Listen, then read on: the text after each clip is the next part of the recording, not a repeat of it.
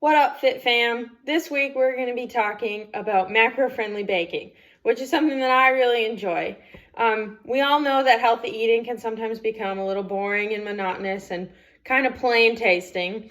And I love to find ways to make, comfort foods or sweet treats a little healthier because I love eating them and everybody wants to eat them. But it's not always the best thing to incorporate into our diets very often. This way, if we make things a little healthier, you can have stuff a lot more frequently and satisfy those cravings and help you stay on track with your goals, and you're still getting nutrients for your body. So we're gonna be making pumpkin bars today. I got my kitchen scale out here and a bowl for our ingredients. And if you don't have a scale, you can just use, measuring spoons. But it is good to weigh everything if you want macros to be exactly on track. So we're going to do our wet ingredients first. So we got 2 eggs, and then we have a whole can of pumpkin. This is just plain pumpkin, not pumpkin pie filling. Pumpkin is a super high volume food, and it's got a lot of nutrients in it, so it's good to incorporate. And usually they're about 400 grams in the can if you're doing it for exact macros. And then we got 30 grams of olive oil going in. And that's 2 tablespoons if you are not using a kitchen scale. So next we have yogurt going in. I got this Oikos 000 salted caramel flavor. I thought that would go really well with the pumpkin. But you can just use plain Greek yogurt. You can also use blended cottage cheese. It really doesn't matter. It's kind of whatever you prefer. So we got 200 grams of either yogurt or the cottage cheese going in. Perfect. And then we'll go ahead and mix our wet ingredients.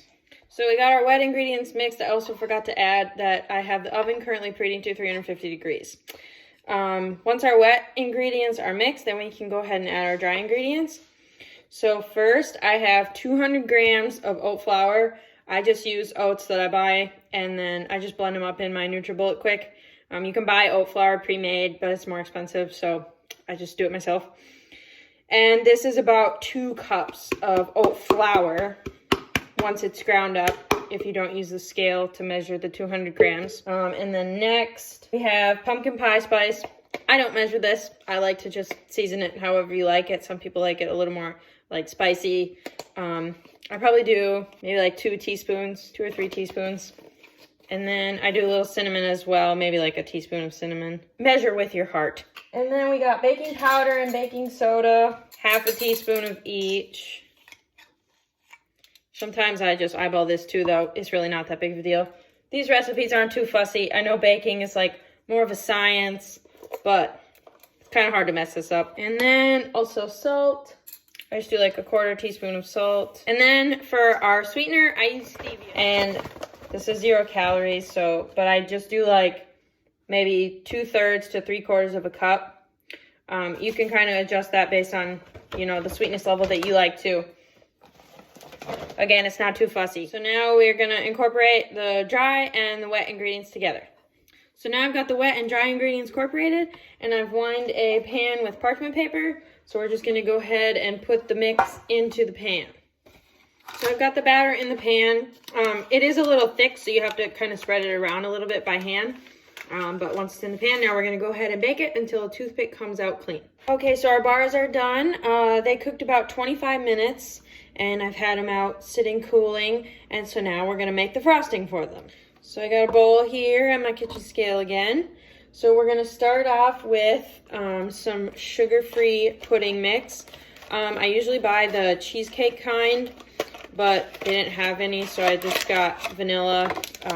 You can kind of use whatever you want. Again, do 10 grams, which is 1 serving if you don't use the scale. And then we're just going to put in a little splash of almond milk just to allow it to dissolve and we get a smooth consistency. And once we got that mixed together to a smooth consistency, we're going to add a whole container of light cream cheese. I just get the Walmart brand because it's cheaper. And I've had it sitting out on the counter for a little bit just so it can soften so that it's a little bit easier to mix. So once we have our frosting mixed, we can go ahead and add to the bar. So here's our final product. Cream cheese frosted pumpkin bars that are macro friendly, healthy, and they taste like the real deal. So just a quick note too about some of the ingredients in this recipe. Stevia is a great option to use in a lot of baked recipes.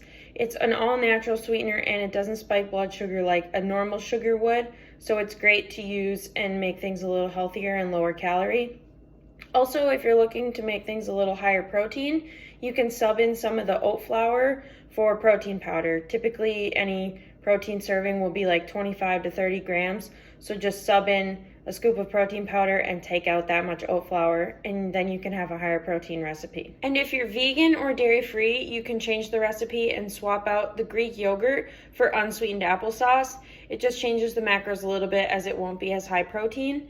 And you can also swap regular eggs for flax eggs, and then you'll just have to omit the cream cheese or use a vegan cream cheese. Thanks for watching.